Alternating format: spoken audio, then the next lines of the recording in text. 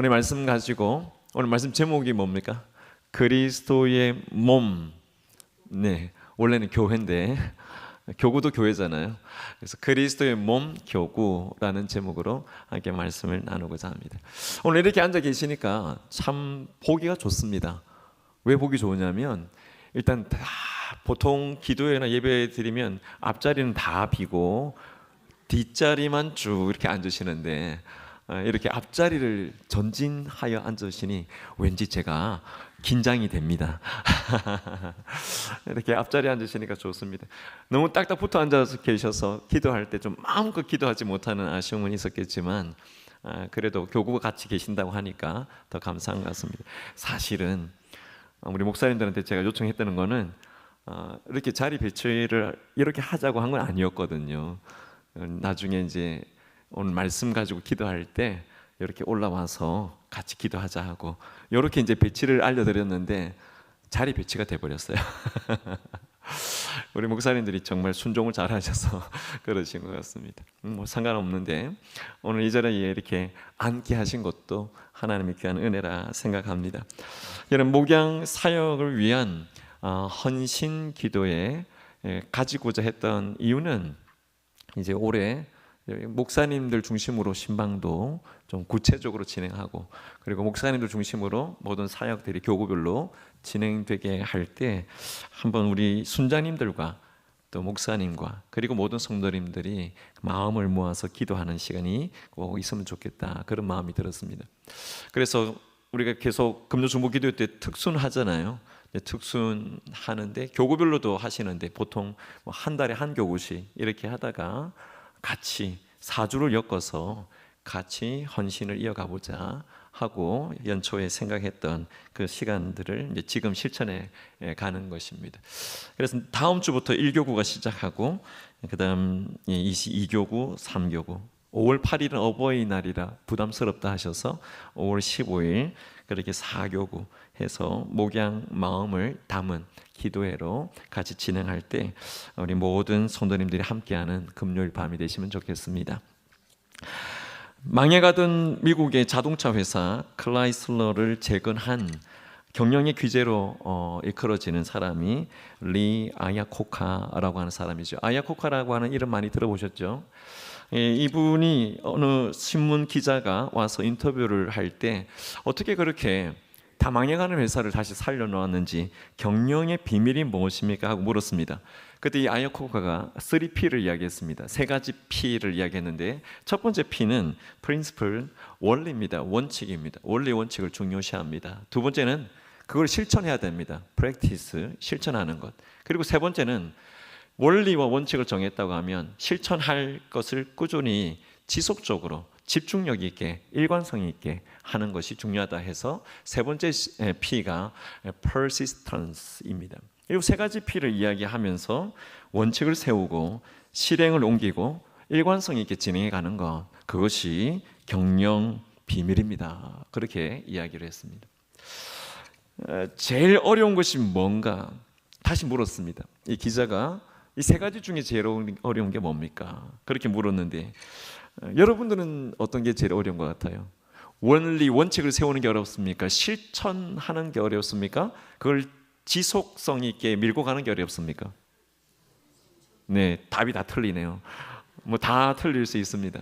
근데 야야코카는 신문 기자의 질문에 뭐가 제일 어려운가? 그 대답을 할 때 처음 원칙을 세우는 것이 제일 어려운 것 같습니다. 그렇게 대답했습니다. 리더로서 가장 중요한 책임, 또 리더로서 가장 중요한 역할이 원리, 원칙을 세우는 건데 이것이 쉽지 않은 일이다, 그렇게 말하는 것입니다.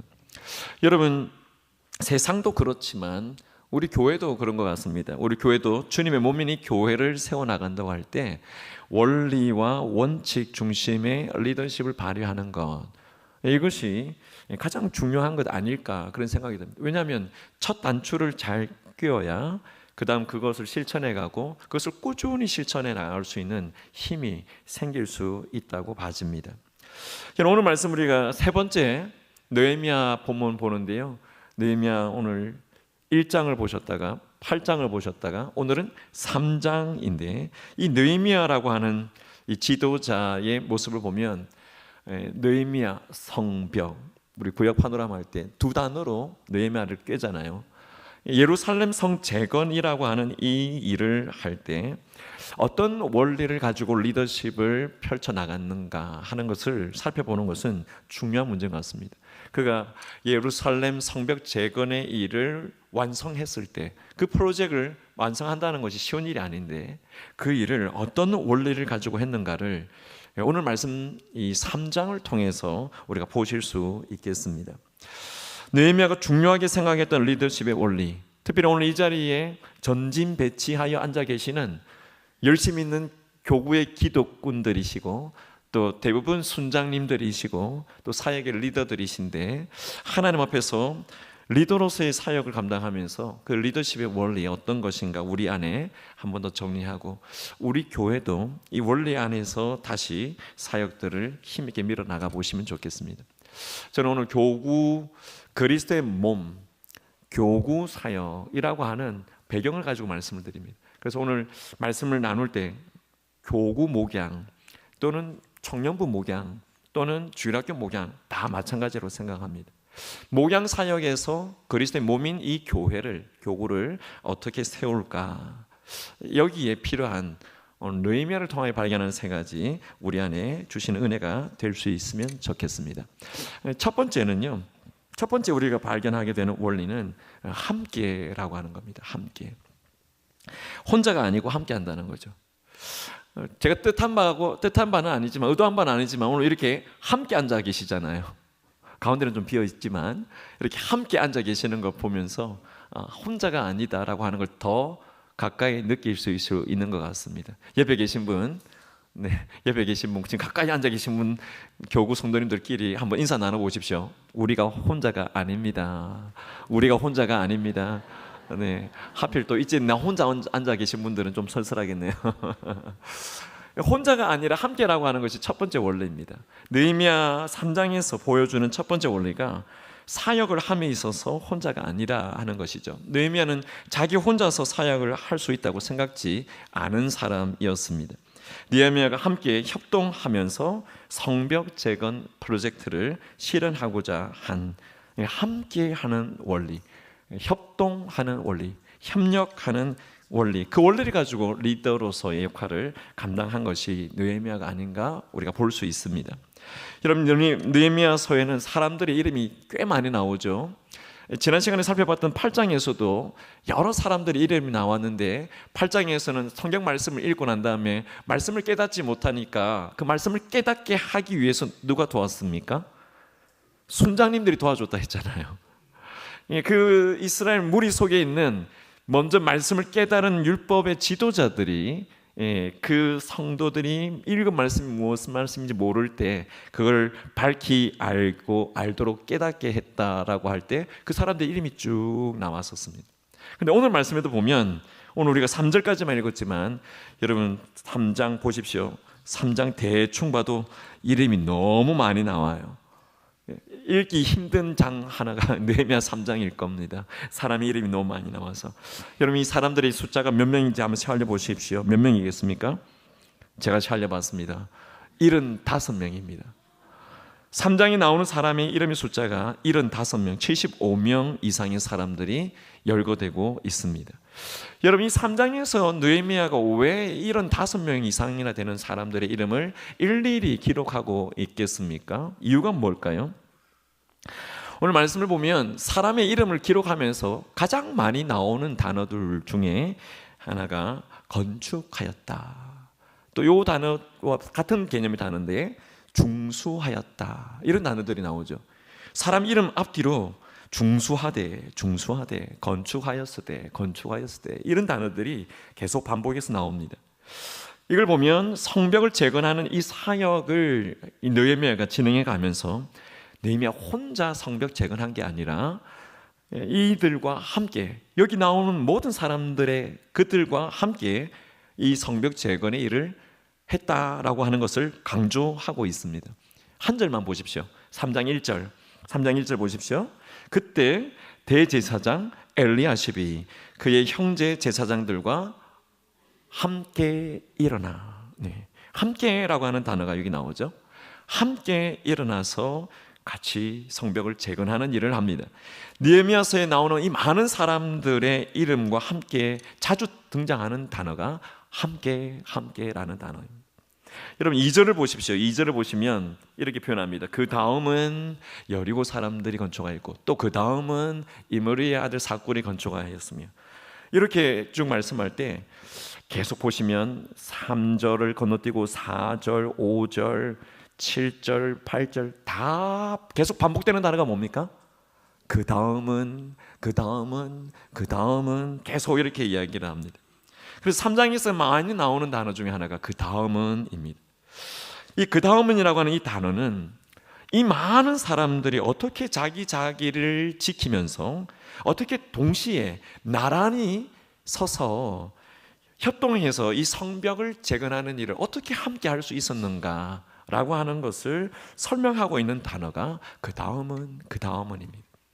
1교구 다음은 2교구, 2교구 다음은 3교구, 3교구 다음은 4교구, 4교구 다음은 청년부, 그 다음은 이렇게 말할 때 함께 자기가 맡은 자리에 같이 서서 협동하면서 성벽을 재건하는 일을 이루어내고 있다는 걸 보여주고 있습니다. 이 협동의 원리죠. 함께의 원리입니다. 여러분, 교회가 무엇입니까? 그리스도의 몸입니다 라고 이야기할 때 우리가 잘 생각나는 구절이 에베소서 2장 말씀이죠. 에베소 2장 말씀에 그 교회의 본질을 그리스도의 몸이라 말씀하실 때 이렇게 말씀합니다. 2장 20절, 21절, 22절에 보면 그리스도 예수께서 친히 모퉁이 돌이 되셨습니다. 그리스도 예수께서 모퉁이 돌이 되시고 그 옆으로 우리가 같이 터를 쌓아가는 건축물이 되는 거잖아요. 그렇게 건축물이 될 때 그의 안에서 건물마다 서로 어떻게 됐다고 했어요? 연결되었습니다. 연결되면서 주 안에 성전이 돼갑니다. 그리고 22절에는 그리스도 안에서 함께 지어져 간다, 그렇게 말씀하죠. 서로 연결된다, 그리고 함께 지어져 간다. 이걸 보면 교회는 함께 거룩해지고 함께 지어지는 것입니다. 서로 연결한다, 서로 함께 지어진다라고 하는 이 단어가 바로 협동한다 하는 거죠. 협동하는 겁니다. 함께 되는 겁니다. 여러분, 왜 주님께서 교회를 몸이 되게 하셨습니까? 왜 교회를 설명할 때 그리스도의 몸 이렇게 설명하셨겠습니까? 예수 그리스도 안에서 성전이 되어가고 함께 지어져 가는 이것은 혼자서는 되지 않기 때문입니다. 혼자서 해도 안 되는 것입니다. 교회를 짓는다는 것, 그리스도의 몸, 교구를 짓는다는 것 역시 마찬가지입니다. 혼자 할 수 있는 것이 아니기 때문에 팀 스피릿이 필요하죠.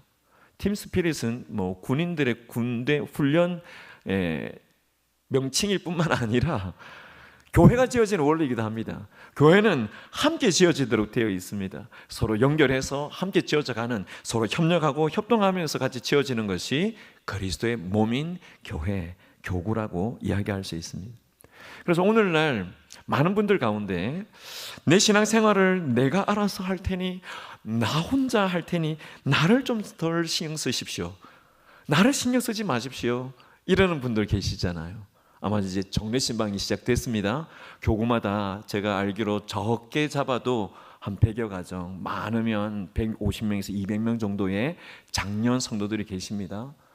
그 성도님들 다 일일이 만난다고 우리 교구 목사님들, 순자님들, 교구자님들이 연락을 하면 틀림없이 그런 분 나와요.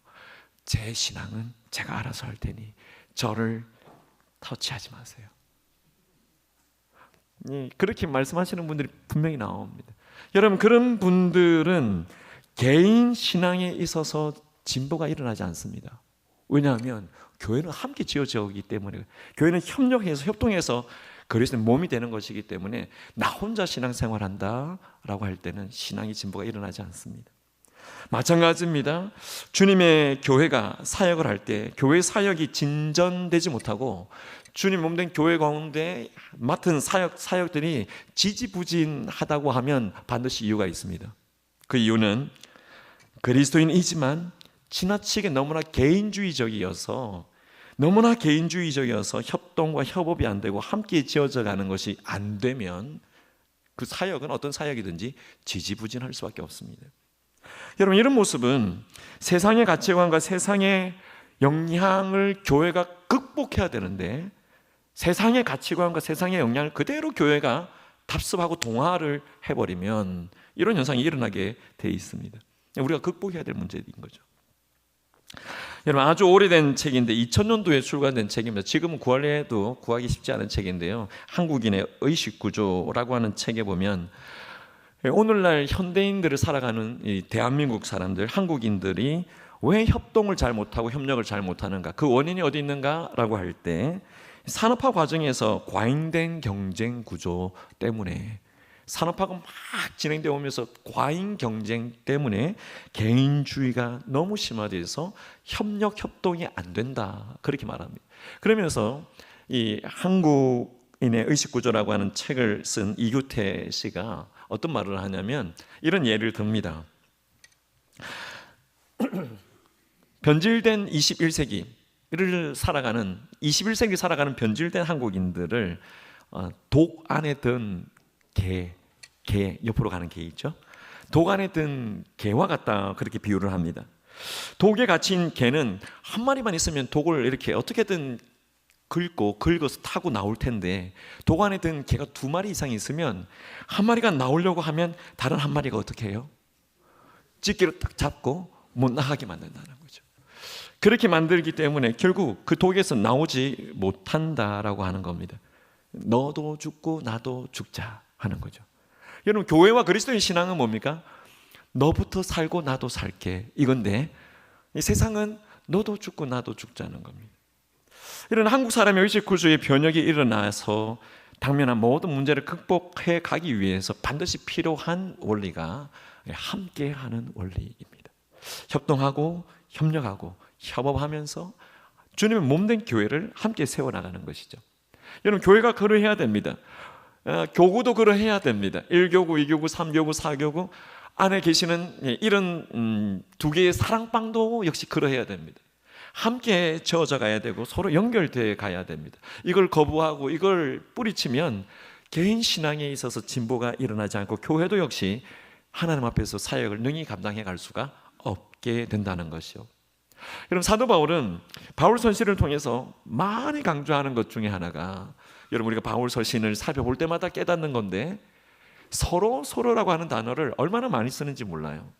서로 사랑하라, 서로를 계속 강조하고 있습니다.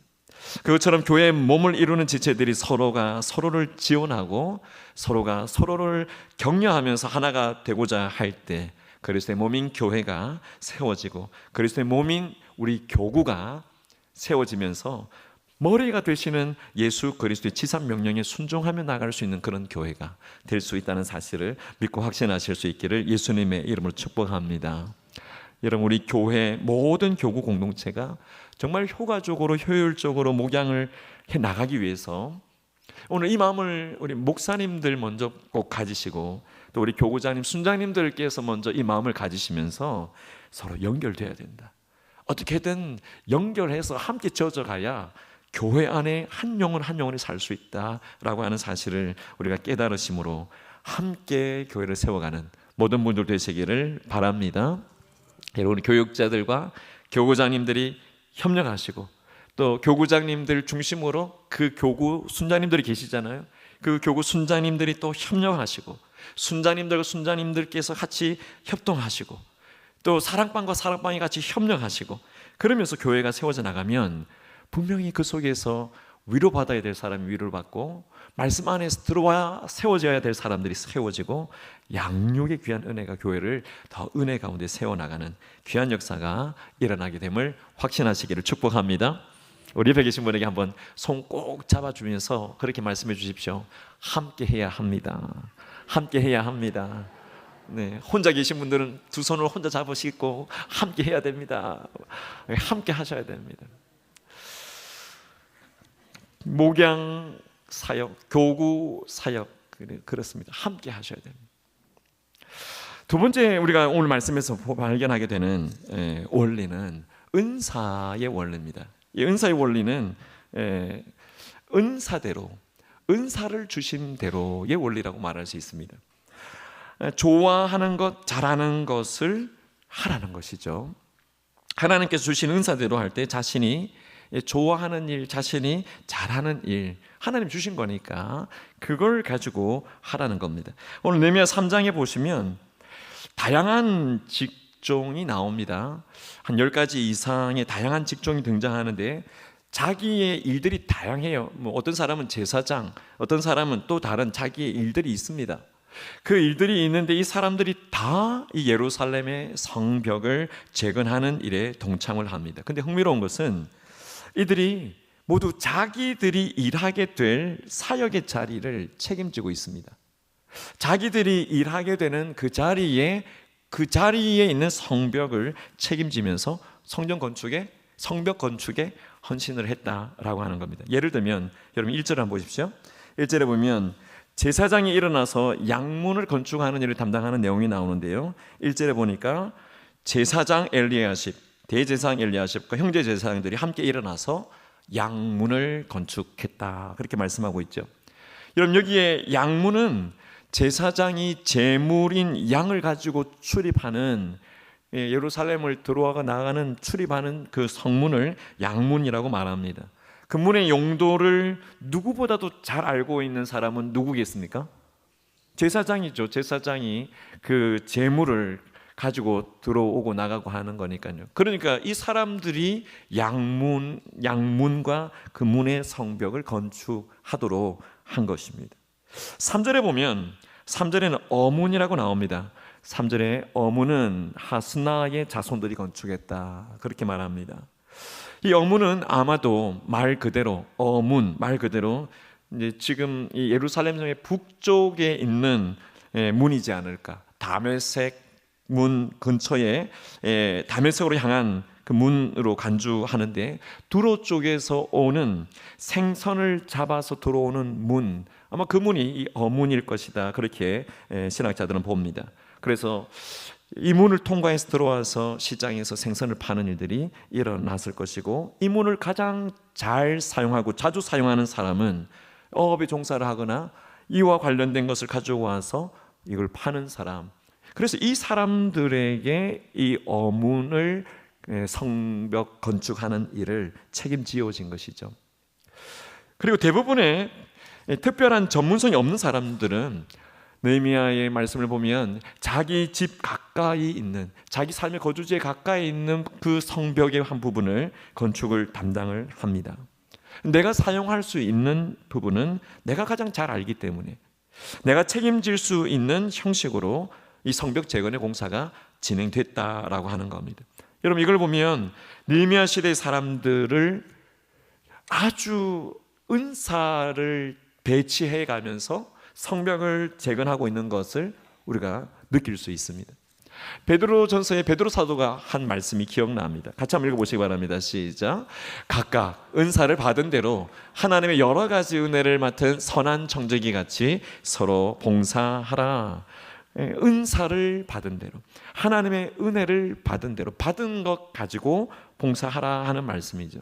은사대로 자신의 영역 안에서 성벽을 재건하는 그 느헤미야와 함께하는 백성들의 모습은 오늘 우리에게도 중요한 원리 하나를 가르쳐주고 있습니다. 그것은 우리 그리스도인들이 섬김 가운데 중요한 것이 바로 은사를 따라 섬기는 것이다 라고 말씀하는 거죠. 여러분 은사를 따라 섬기는 것이 뭡니까? 내가 좋아하는 것, 내가 잘하는 것, 물론 내가 좋아하고 내가 잘하는 것입니다만, 은사를 따라 섬긴다고 할 때 교회를 세우고 교구를 활성화하고 사랑방을, 영가족들을 섬기고 모든 일에 은사가 다 사용됩니다. 그렇게 은사를 활용할 때 중요한 첫 번째는 교회의 목회 철학과 교회의 방향과 맞는가, 가장 중요한 문제죠. 전혀 맞지 않는 엉뚱한 것을 아무리 잘한다고 해도 그것은 교회 방향과 맞지 않으면 은사 활용을 잘못하는 것이죠. 두 번째는 정말 내가 좋아하는 것이어서 그 일을 내가 제일 잘할 수 있는가, 이 일에 내가, 세 번째는 정말 전문성을 가지고 할 수 있는 일인가, 내게 주신 은사와 달란트가 여기에 충분한가, 그걸 가지고 하나님 앞에 쓰임 받으라는 것입니다. 이런 목적과 방향이 맞아서 뭔가를 해보려고 하는데 좋아하긴 하는데 잘 못하는 분도 계시잖아요. 뭔가를 좋아하긴 하는데 이거 내가 해보고 싶은데 잘 안 되는 분이 이걸 해보고 싶어하는 경우가 있을 때 있어요. 예를 들면 저는 음식을 너무 좋아합니다. 음식을 먹는 걸 너무 좋아합니다. 못 먹는 음식이 없어요. 저 말입니다. 근데 음식을 만들 줄 몰라요. 음식을 만드는 음식이 거의 없어요. 그런 제가 만약에 한 사역을 맡아서 이 사역의 메뉴를 제가 정하겠습니다. 제 마음대로 해보겠습니다. 이러면 일이 되겠습니까? 안 되겠습니까? 음식을 만들 줄도 모르는 사람이 메뉴를 짰다가 어떤 일이 벌어질까요? 상상도 못할 일이겠죠. 여러분, 교회가 세워지고 교구가 하나 되고 사랑방이 하나가 되고 그렇게 공동체가 서로의 목양을 감당하고 하나가 된다고 할 때 은사를 무시할 수 없습니다. 서로 섬김에 있어서 은사를 따라서 그 사람이 정말 좋아하고 정말 은사를 따라 잘할 수 있는 것을 그렇게 살려서 섬기는 것이 필요하다 하는 걸 이 말씀을 통해서 우리 깨달을 수 있습니다.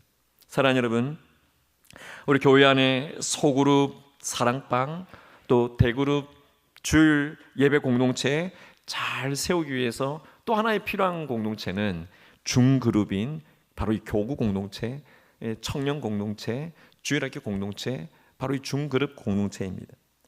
여러분, 이런 공동체가 목양 공동체로서 잘 돌아가게 하려면 그 공동체 안에 있는 목사님, 그 공동체 안에 있는 순장님들은 전문성을 갖춘 분이라고 일단 전제해야 됩니다. 훈련을 2년 3년 받고 순장 되시는 거잖아요.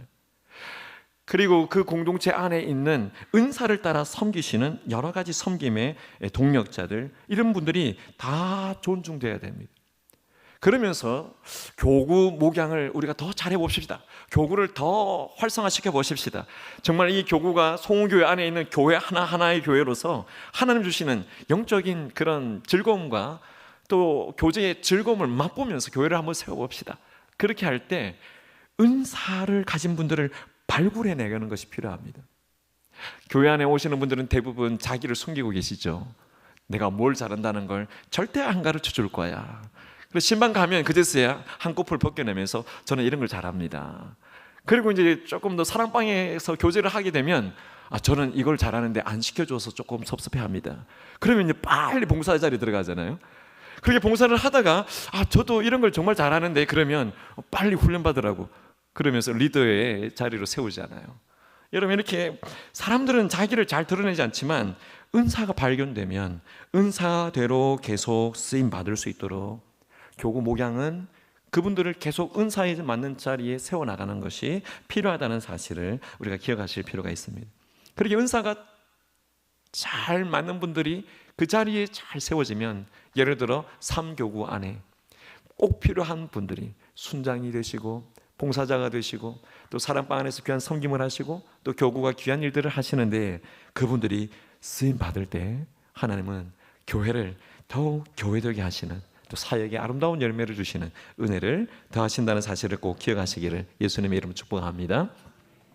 여러분, 교구별 정례신방이 시작되면 교구 목사님이나 교구장님이나 순장님들께서 정말 모든 선도님들을 다 돌아보실 때 보셔야 될 것이 바로 이겁니다. 선도님들이 과거에 어떤 삶을 사셨는가, 그 삶을 돌아보는 것과, 그리고 이분들이 살아오면서 어떤 일에 헌신하면서 어떤 은사와 재능을 가지고 계시는가, 그리고 교회 공동체 안에서 이분들이 정말 내가 좋은 교회를 만나서 신앙 생활 재밌게 하는 그런 맛이 이제 들겠다 싶을 만큼 그 자리에서 쓰임받는 그런 은사 배치가 되면 그 교구도 잘 되고 교회도 풍성한 은혜를 누리게 되는 것입니다. 여러분, 그런 은혜가 모든 교구들 안에 있게 되시기를 축복합니다. 여러분, 오늘 이 3장에서 찾는 세 번째 그리스도의 몸 교구가 붙잡아야 될 리더십의 원리, 세 번째는 격려의 원리입니다.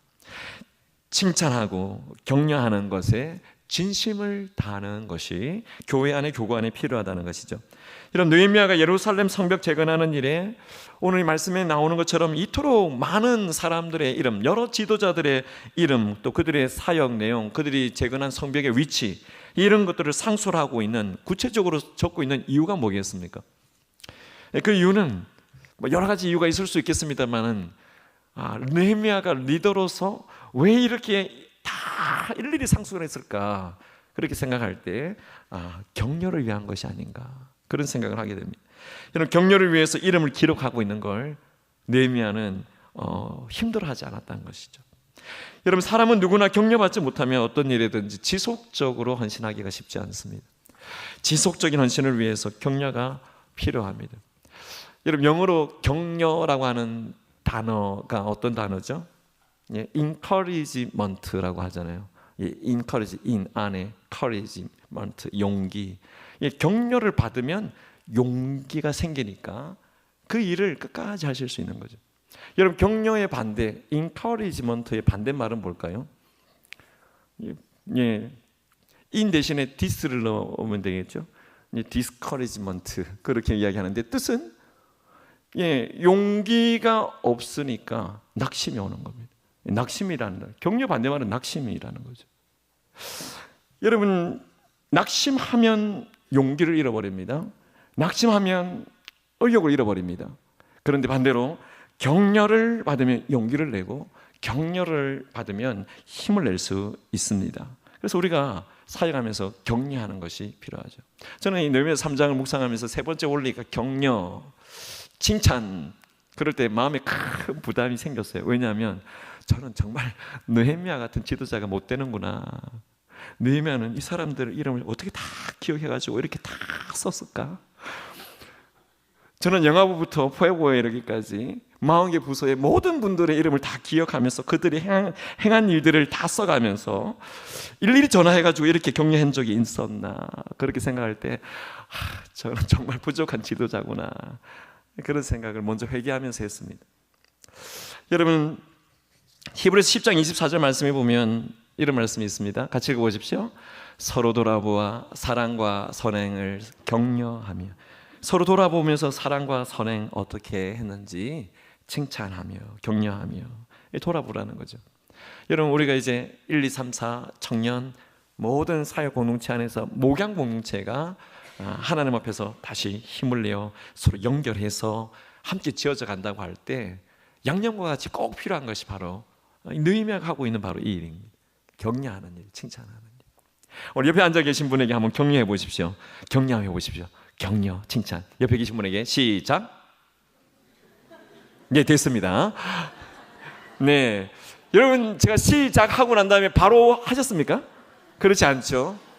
네, 유교 문화 속에 있는 한국인의 정서가 그래요. 격려하는 일을 시작하는 데는 시간이 많이 걸려요. 근데 문제점이 뭐냐라고 이야기하라 그러면 1초도 안 걸립니다. 여러분, 이런 문화 속에 우리가 있기 때문에 서로 교구 사역을 하면서 공동체 사역을 하면서 격려한다 하는 것이 쉽지 않아요. 왜냐하면 문제 제기하기는 너무나 잘 보이거든요. 이거 잘못됐어, 이거 잘못됐어, 이건 너무나 잘 되는데 격려하고 칭찬하고, 마음에 안 들어도 격려하고 칭찬하고, 마음에 안 들어도 격려하고 칭찬하는 것은 잘해야 되는 사역입니다. 여러분, 이러한 격려를 우리가 조금 더 잘할 수 있으면, 지금도 잘하고 있지만 조금 더 잘할 수 있으면 교구 공동체가 그리스도의 몸을 이루는 데 있어서 정말 귀하게 하나님께서 우리를 세우시고 사용하신다는 사실 기억하실 수 있기를 바랍니다. 여러분, 교회학 관련돼서 마크 트웨인이라고 하는 이 신학자가 이런 말을 했습니다. 칭찬보다 공동체를 건강하고 견고하게 세워나갈 수 있는 더 나은 방법은 없다, 그런 말을 했습니다. 칭찬, 열심히 오늘부터 칭찬하도록 하겠습니다. 여러분들도 열심히 칭찬하시기 바랍니다. 교구 목사님 열심히 칭찬하시기 바랍니다. 누구 칭찬하실 거예요? 교구 순자님들 열심히 칭찬하셔야 되죠. 교구 순자님들 열심히 칭찬하시고 격려하시기 바랍니다. 누구 칭찬하실 겁니까? 네, 순원들 뿐만 아니라 교구 목사님, 교구장님, 주변에 있는 모든 분들을 칭찬하시는 거죠. 우리 교회 모든 성도님도 마찬가지입니다. 내 옆에 있는, 내 주변에 있는 분들을 칭찬하시는, 격려하시는 그 격려가 있을 때 하나님께서 교회를 건강하게 하신다는 거죠. 여러분, 칭찬을 모르는 가정 어떤 분위기겠습니까? 감옥 같지 않겠습니까? 칭찬할 줄 모르는 부부관계 어떤 분위기겠습니까? 늘 헐뜯으려고 막 눈을 부라리고 있지 않겠습니까? 칭찬을 모르는 사랑방, 격려를 모르는 사랑방, 어떤 분위기겠습니까? 아주 찬바람이 휑. 그 사랑방은 한 학기 못 갑니다. 금방 깨집니다. 쌩 하는데 누가 가겠어요? 제가 칭찬과 격려를 생각하면서 우리 목양에 헌신하고 계시는 목사님들의 칭찬을 내가 공식적으로 한번 해봐야 되겠다. 그래서 칭찬 한마디를 썼어요. 우리 김도환 목사님, 제가 1년 이상 겪어보니까 그런 분인 것 같아요. 제가 제시하는 것 이상의 것을 하고자 하는 열정을 가진 창의적인 목회자구나. 아, 네. 아, 네. 이거 박수 나오시네요. 큰일 났네. 칭찬 잘해야 될 것 같은데. 우리 조홍유 목사님 2교부신데 우리 조교 목사님 이제 3개월 지났는데 배우려고 하는 자세와 함께 모든 사람에게 예의를 잘 갖추는 존중하는 목회자시구나. 네, 그런 생각 들었어요. 이상한데 영광을 하나님 받으셔야 되는데 3교부는 우리 김진호 목사님이신데 제가 김진호 목사님 4년을 겪었잖아요.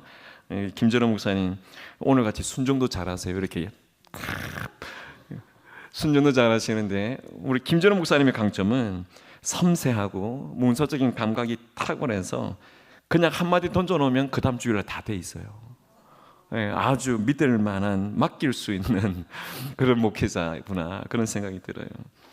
네. 우리 은경표 목사님은 목사님은 지금 아직 퇴원을 안 하신 것 같아요.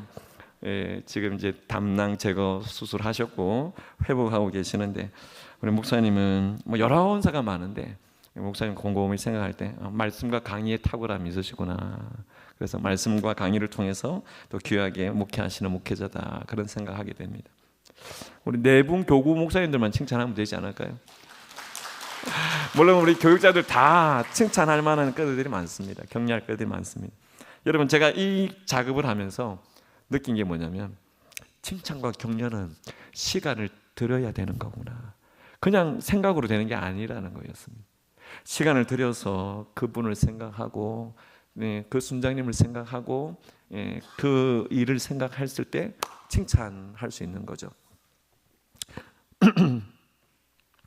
우리 교구 목사님들이 교구장님과 순장님들을 격려하고 칭찬하시는 일, 또 우리 교구장님들께서 순장님들 4-5명씩 5-6명씩 모이는 그 순장님들 모임 안에서도 서로 칭찬하고 격려하면서 함께 사역을 세워나가시고, 사랑방 안에서 우리 순장님들이 순원들과 같이 사랑과 선행을 서로 격려하시는 일이 풍성하게 일어나게 되면 여러분, 교회는 더 사랑으로 충만해지는 하나가 되는 그리스도의 몸인 그런 교구를 세워가게 하실 줄 믿으실 수 있기를 바랍니다. 여러분, 오늘 느헤미야가 3장 20절에 보면 이 바룩이라고 하는 사람을 칭찬하는 구절 하나, 한 단어가 나와요. 그 다음은 삼배의 아들 바룩이 한 부분을 뭐라고 했어요? 힘써 중수하고. 여러분, 이 바룩을 칭찬할 때 특별히 다른 사람에게 쓰지 않는 한 단어를 더 썼는데 힘써 그렇게 중수했다 말합니다. 물론 다른 사람들과 환경과 여러 가지 조건이 다를 수 있지만 바룩이 느헤미야가 보기에는 자기가 할 수 있는 것 이상의 힘을 썼기 때문에 느헤미야가 봤을 때 그 사람을 이 한 단어로 격려를 한 겁니다. 힘써 했구나. 이 느헤미야 격려는 단지 분위기를 띄우는 게 아니라 진정성 있는 격려였고, 이것 때문에 모든 성벽 재건에 있어서 효율적인 사역들이 일어났다고 볼 수 있습니다. 사랑하는 여러분, 우리도 마찬가지입니다. 우리가 누군가를 격려하고 칭찬할 때 사실에 입각해서 그 사람을 격려하고 칭찬해야 되죠. 만약에 사실에 입각하지 않은 것이면 뭐가 됩니까? 네, 그냥 입에 발린 말인 거죠. 사실에 입각해서 칭찬하고 격려하게 될 때 그 객관적인 평가 때문에 그 사람이 격려가 되고 힘을 얻어서 더욱 귀하게 교회를 세우게 되는 것이라 믿습니다. 그런데 오늘 말씀에 보면 여러분, 이 많은 사람들 가운데 이름이 거론되지 않으면서 칭찬 격려가 아닌 다른 냉정한 평가를 받는 사람도 나옵니다. 3장을 읽으면서 찾아보게 하시면 재미있을 것 같은데 시간 관계상 5절을 보세요. 5절에 보면 이런 사람 나옵니다. 그 다음은 드구와 사람들이 중수하였으나 그 다음 뭐라고 되어 있습니까? 그 귀족들은 그들의 주인들의 공사를 분담하지 아니하였으며. 칭찬입니까? 책망인 거죠. 안 했다는 겁니다. 다 분담해서 자기 영역, 자기의 어떤 역할과 관계되는 그 성벽들, 그 문들을 다 중수하는데 귀족들은 그렇게 하지 않았다는 겁니다. 그래서 어떤 신학자는 왜 이 구절을 기록했을까 했을 때 이렇게 해석을 해놨어요. 어떤 사역 현장에서도 한두 마리의 미꾸라지가 존재한다는 사실을 이 성경 교훈을 통해서 보여주기 위해서 이 구절을 써놨을 것이다. 그렇게 이야기를 합니다.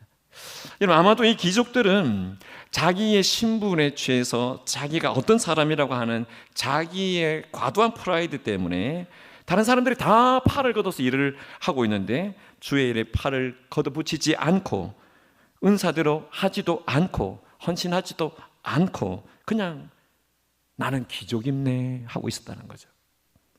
여러분, 만약에 우리가 교회나 사랑방이나 모든 사회 공동체 안에서 내가 귀족임네 이러고 있으면, 이 권위주의적인 이 자세가 있으면 오늘 이와 같은 평가를 받게 됩니다. 여러분, 내가 만약에 목사임네, 내가 만약에 교역자임네, 내가 만약에 장로임네, 만약에 이렇게 하고 있다고 하면, 그리고서는 교회가 연합되거나 서로 연결되거나 함께 지어지지 않고 있다고 하면 오늘 느헤미야가 이 귀족들에 대해서 아주 냉정하게 판단하는 것처럼 그 비판을 받을 수도 있습니다. 근데 오늘 느헤미야를 보면 이 사람 정말 지도자구나 싶은 것은 뭐냐면 이런 사람들에 대해서 필요 이상의 말을 하지 않고 있다는 겁니다. 딱 이 구절이죠. 귀족들은 그들의 주인들의 공사를 분담하지 아니했다. 그 사람들 나빠하고 막 더 이상 이야기하지 않았다는 것입니다. 여러분, 이런 예외적인 사람들이 있음에도 불구하고 사실 이 3장 전체를 보면 이 전체는 정말 순종적인 사람들이, 긍정적인 에너지를 가진 사람들이 함께 성벽을 재건하고 있다는 것을 우리가 주목해 볼 필요가 있습니다. 여러분, 오늘 1교구, 2교구, 3교구, 4교구 모든 공동체가 함께 교회를 세워나간다고 할 때 하나님의 말씀에 순종하면서 서로 긍정적 에너지를 가지고 함께 하겠다는 원리와 은사를 따라 내게 주신 은사가 있으니 이걸 내가 쓰겠다라고 하는 은사를 따라 섬김과 그리고 서로 같이 격려하고 칭찬하면서 교구를 세워나가시면 하나님께서 각 교구마다, 각 공동체마다 하나님이 주시는 놀라운 은혜를 경험하게 하신다는 사실을 믿고 확신하실 수 있기를 예수님의 이름으로 축복합니다. 말씀 맺겠습니다. 오늘 꼭 기억해 주십시오. 3가지 어떤 원리였습니까? 함께 원리, 두 번째는 은사대로의 원리, 세 번째는 격려와 칭찬. 이 격려의 원리를 가지고 우리가 교구를 세우고 청년부를 세우고 주일학교를 세우고 우리 교회의 사역들을 세워나갈 수 있는 그런 은혜가 온 교회 가운데 있게 되시기를 간절히 원합니다.